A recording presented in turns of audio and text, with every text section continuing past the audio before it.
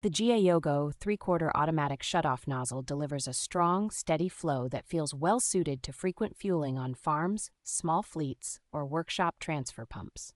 Its swivel connector turns smoothly through a full circle, which makes the hose far less likely to kink or fight you while you position the spout at awkward tank angles. The built-in automatic shut-off works reliably, cutting off flow cleanly when the fuel level reaches the spout, and helping to avoid messy overfills on smaller equipment. I appreciate the simple hold-open clip and 3-step flow control, since they let you lock in a comfortable rate whether you are topping off a generator or filling a larger vehicle tank.